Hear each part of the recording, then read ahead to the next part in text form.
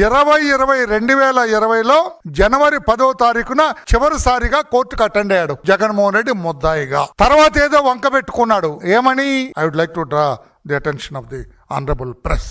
ప్రజలు కూడా, ఈ టీవీలో వ్యూ చేస్తున్న వాళ్ళందరూ కూడా రిక్వెస్ట్ చేస్తున్నా, ఏమని చెప్పాడు ఆ రోజున కోర్టుకి? అయ్యా, నేను ముఖ్యమంత్రిని, నేను కోర్టుకు వస్తే విపరీతంగా జనం వస్తారు, శాంతి భద్రతలకి ప్రమాదం జరుగుతుంది, శాంతి భద్రతలకి ఆటంకం జరుగుతుంది, ప్రజా జీవనం కుంటుపడుతుంది, రాష్ట్ర ఖజానాకు కూడా దెబ్బతింటుంది, డబ్బు ఖర్చు అవుతుంది విపరీతంగా, అందుకని నన్ను కోర్టు హాజరు నుంచి మినహాయించండి అని చెప్పి ఆయన లెటర్ పెట్టుకున్నాడు. నేనైతే కోర్టు ఎందుకు అతన్ని ఓకే అన్నదో నాకైతే తెలీదు. వ్యక్తిగతంగా నాకైతే అది అభ్యంతరకరంగానే తోచింది. అలా ఆనాడు కోర్టు అలా ఇవ్వకుండా ఉంటే బాగుండేది అనిపించింది నాకు. ఒక భారతదేశ పౌరుడిగా ముఖ్యమంత్రి అయితే ఏమి లిమిటేషన్స్ ఉంటాయండి? ఎందుకు ఆయనకి ఇవ్వాలండి? ముఖ్యమంత్రి కూడా సామాన్య పౌరుడే. నేరం చేశాడని ముఖ్యమంత్రిని అడుగుతూ ఉంటే ఏమండి? శాంతి భద్రతలకు ఎందుకు భంగం జరుగుతుందండి? 10 మంది పోలీసులు ఉంటారు, కంట్రోల్ చేస్తారు. అసలు జనం ఎందుకు రావాలండి? ఒక ముద్దాయి కోర్టుకు వెళ్తుంటే ఆ ముద్దాయిని చూడటానికి జనం ఎందుకు రావాలండి? ఆయన ముద్దాయి ఏమన్నా దేశభక్తుడా? ఏమన్నా మహాత్మా గాంధీయా? లేకుంటే సర్దార్ వల్లభాయ్ పటేలా? కోర్టుకు వస్తుంటే చూడటానికి ఏమన్నా దేశ సేవ చేసి స్వాతంత్రం కోసం పోరాడి జైలుకి వెళ్తున్నాడా?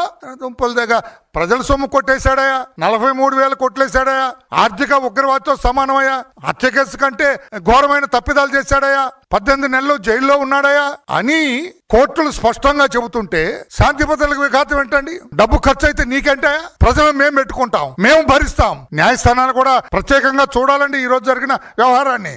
జస్ట్ లైక్ దట్ వదలటానికి లేదండి. 100 రూపాయల దొంగతనం కేసు ఇన్వెస్టిగేట్ చేయడానికి 10,000 రూపాయలు ఖర్చు పెడుతుంది ప్రభుత్వం. ఇదా మీరు అర్థమైందా? 100 రూపాయల దొంగతనం కేసు దర్యాప్తు చేయటానికి ప్రభుత్వం 10,000 రూపాయలు ఖర్చు పెడుతుంది. 10,000 రూపాయలు ఖర్చు అవుతుంది కదా, 100 రూపాయల దొంగతనం వదిలేయమంటే వదిలేదండి. చట్టం, వ్యవస్థ ఒక దొంగని దొంగగానే చూడాలా. 100 రూపాయలు దొంగతనం చేస్తే 10,000 రూపాయలు ఖర్చు ఎందుకని వదిలేస్తామా?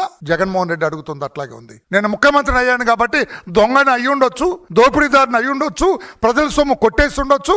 ముఖ్యమంత్రిని కాబట్టి నన్ను హాజరు మినహాయించమంటే అది సభవా?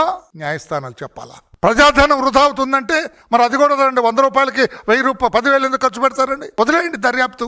ఐ డోంట్ థింక్ అది కరెక్ట్ కాదు. భారతదేశంలో ఒక పౌరుడిగా నేనంటున్నది కరెక్ట్ కాదు, వదలటానికి లేదు. గతంలో ఎంతమంది రాలేదండి? మాజీ ప్రధానులు కోర్టుకు రాలేదా? ఏఆర్ అంతులే మహారాష్ట్ర ముఖ్యమంత్రిగా ఉండగా కోర్టుకు వచ్చాడు. ముఖ్యమంత్రిగా ఉండగానే ఆయనకు జైలు శిక్ష పడింది. ఎంతో మంది మాజీ ముఖ్యమంత్రులు కోర్టుకు వచ్చారు. ఏమన్నా ప్రత్యేకమా?